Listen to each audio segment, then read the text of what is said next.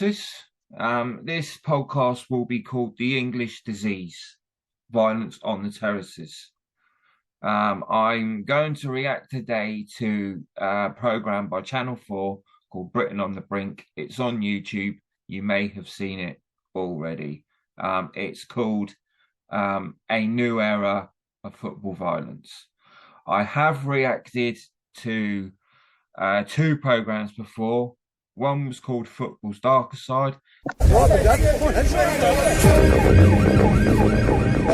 out when we go up to the lights for us. The other one was called England's Travelling Troublemakers. Violence and disorder in football are on the rise. The English game has once again been marred by troubling scenes thought to have been lost to a previous era. Police released data this season that showed a 50% increase in arrests at English football grounds. Now, authorities are concerned that a new generation of young risk supporters are coming through in both domestic and national fan bases. In light of this, I travelled to Munich to follow officers from the UK Football Policing Unit as they monitored England fans who had made the trip to watch the national team's Nations League match with Germany.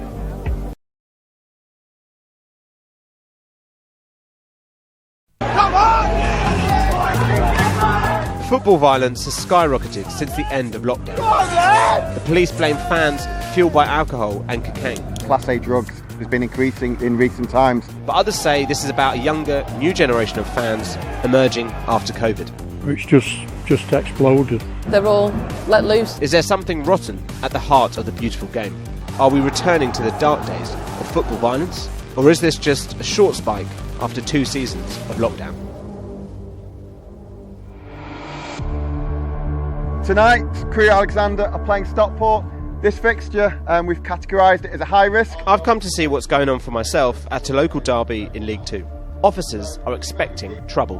So the police have given me access to this briefing before tonight's game. They want to show me how they're dealing with this rise in football violence because they think there's one big problem at play and they've got new powers to tackle it. There's a new law that came into force in November 2022. Anyone convicted of possessing or supplying Class A drugs at a match can now be given a football banning order, stopping offenders going to games for up to 10 years. There has been a deterioration in behaviour. We've suspected as well that Class A drugs and the use has been increasing in recent times. These banning orders are a really strong tool in our armoury to make sure that those individuals don't come anywhere near football games. It starts at the train station. As night falls and the first fans arrive, police begin searching for drugs. They later told us that the dogs made 20 hits. That means people who didn't have drugs on them but had been near those using them. Then, as fans gather at the stadium, officers arrest a man who's later charged with the possession of cocaine. And this is a scene that's being repeated at grounds all over the country. Last season there was an 8-year high in disorder, with over 2,000 arrests. A huge increase on pre-COVID times when fans were last allowed in stadiums. Throwing missiles, hate crimes, pitch invasions, all of them rose dramatically after lockdown. And this season could be even worse. Arrests have gone up another 10% compared to the first half of last season. Seems all too familiar at football grounds throughout Europe. Now, we certainly aren't anywhere near the levels of disorder from past decades, when football was synonymous with violent hooligans. Today, the vast majority of fans are law-abiding and it's a safe environment. But the police are concerned that this new wave of unrest is down to Class A drugs. Remember the disorder at the Euro final in Wembley back in 2021? A review into that blamed drugged-up thugs. But are drugs the only reason? We don't see a causal link yet. What we need is more research. Do you think the fact that there is now a banning order introduced in November will have some effect? I suspect there won't be a huge, significant change. Jeff Pearson has been researching fan behaviour for almost 30 years, and he says there's more to this than just drugs. It's about a change in behaviour post-pandemic. Normally, during the course of a season, you have a steady drip, drip, drip of teenage fans who've been going to matches with their parents who start to go without their parents. During the pandemic we didn't have that, so what we had instead was suddenly 18 months worth of teenage fans who'd been wanting to go on their own suddenly all going. They're all going at the same time. Officers were saying to me, we don't know who these people are that are causing problems. That's an issue for spotters before the match. A group of Stockport youth have just been ejected from a pub called the Cheshire Inn. He's got back in through a fire escape. They're officers who identify known troublemakers and keep tabs on them. We're seeing the same faces that were coming with parents maybe, that were 10, 11, 12. But after the pandemic it's become, they're a couple of years older. And you can't remember what they look like? No, and they change. Is he only now just getting on top of figuring out who everyone is? Yeah, definitely, yeah. And is it drugs mainly, or is it just antisocial? It's antisocial, it's drugs, it's alcohol, it's a whole mixture. It's, is it part of society? The game kicks off. Officials are monitoring fans from the control room. Police are scanning the crowd for any unrest. Word reaches them that fans have ripped up seats in the away end. And then, crew score just before half-time.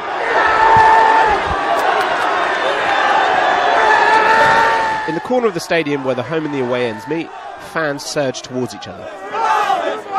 Some are just caught up in the excitement. Others appear ready for a fight. The police move more officers inside, reinforcing their presence and pushing supporters back. The more we see, the more obvious it becomes that many of these supporters at the game are teenagers or even younger. We've had to increase our stewarding, increase our police in here. Safety and staffing has been an issue for many clubs. They lost their regular stewards to other jobs during the pandemic, and it's only now slowly getting back to normal. It is just like, since COVID, they're all let loose, and we have a few that we've had to put club bans on. This Northwest derby ends in a draw, but the night isn't over. We hear rival fans are gathering on the street outside. Police rush to contain them. Eventually, officers manage to break them up into smaller groups. They disappear into the dark, and the situation is diffused. Look, it's clear from all the stats that football disorder has gone up. But one of the things you also notice from talking to everyone is just how young some of these fans are, really young. And whether that's to do with drugs, it doesn't seem like that's the issue. There's no suggestion these younger fans are violent. It's more about education. Police and clubs want to work with the community and schools to talk to them. It's about understanding why this is happening, especially given that this is just one side of it. A lot of the hatred and discrimination being reported right now is happening online. I think social media is probably the biggest influence, isn't it? Because I think people appear to think they can do and say what they like on social media and then kind of disappear behind a profile that's maybe not there anymore. Especially since the pandemic. Yeah. Back at the ground, they're left to pick up the pieces. 4 seats torn out from their metal frames, even more ripped apart. The seats can be replaced, but the damage points to something much deeper. When the pandemic finished and we started getting them back, it was like somebody with a champagne bottle and they'd taken the top off, and it's just exploded. For some who are dealing with it week in, week out, it's not just about drink or drugs. The police actually arrested one of the youngsters and put him in the holding cell and rang for his father. His father came, and they lived in a really nice area, and he said, I can't do anything with him. The teachers can't do anything with him.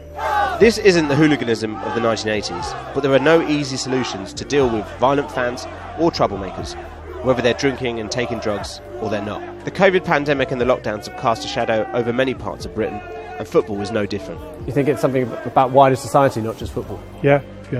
It appears to be something wider than just football. The question is how long that lasts, or whether this is just the new normal.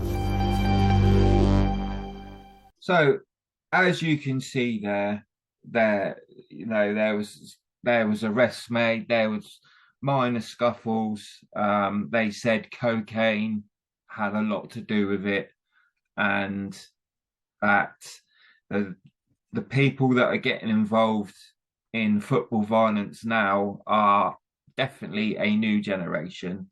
It is not the well-known lads that used to go to football. It is now their sons, who sometimes used to go with their dads. But are they making a mountain out of a molehill? Is it the media that doesn't want to let this go away because it's something to write about? It's you know, for some reason, it's part of our subculture. We've got, we're interested in football films, even though there hasn't been a football film made lately, but when one is made, it does very well. The Football Factory, the original Firm, Nick Love's remake of The Firm.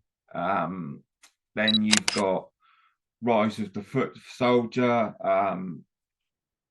and The Governors. I'm sure I've missed out a few.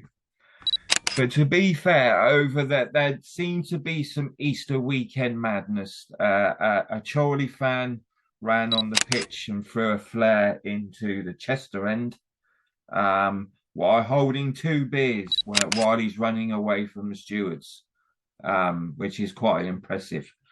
Run VT.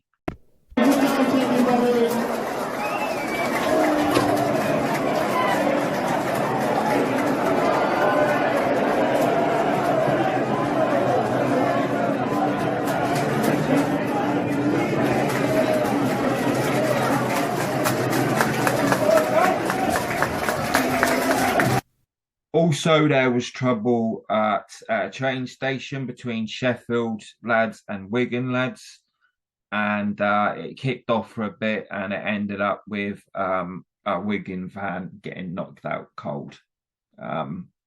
So I hope he's okay.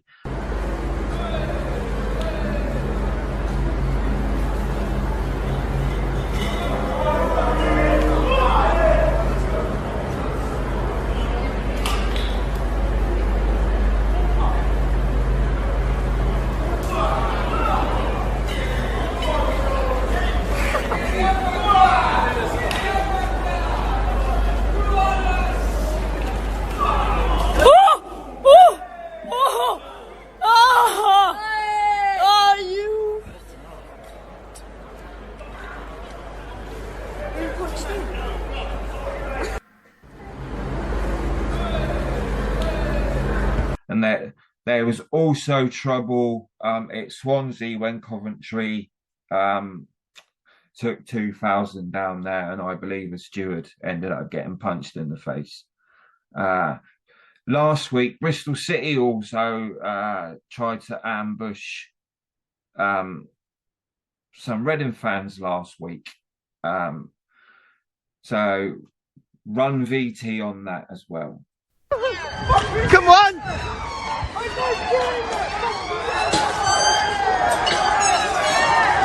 Yeah! Fuck off! You fucking little wankers! You fucking little pussy! Fuck off! Come on! So our Channel 4 right is there a new era of football violence? I spoke to the late Martin King 2 years ago when I first started this YouTube channel. Martin was a Chelsea legend and author who wrote many books on the hooligan subject. Here's what Martin had to say, run VT. And you'll never, ever stamp it out. There was about 20 years ago, the head of the football intelligence in London said, that's it, we clamped down on everybody, you're never going to get any more football violence. And we all laughed. Because when someone comes through, once someone dies or don't go no more, someone else is there to take their place. And there's the spur of the moment fans who just think, oh, I'll get in. Coming out the ground, you've got all the shirts and the scarfers. They think, oh, I'll have a bit of that row going on. And they steam in. And so you're never going to stop it. It's a man thing, isn't it? And women do get involved sometimes. But basically, it's a man thing. They blame it on drink. You could have a 2 o'clock in the morning kick-off. 3 o'clock in the morning kick-off, and you'd still get fights because it's a passionate sport. And that's just the way it is. The audience wants, and it's like I've always liked it to a boxing match. You've got the 2 boxers and the referee. The 2 boxers are there to fight one another, not fight the crowd or the referee. No. So people who fight at football know who they're going to fight with, not innocent bystanders. Now, he says you're never going to stop football violence, and I suppose it's, if there's football, there's always going to be football violence. I suppose it's as simple as that. But just to finish on a lighter note, here's two mascots even getting involved and kicking off their self-run VT. And there'll be more videos coming from UK Casuals soon.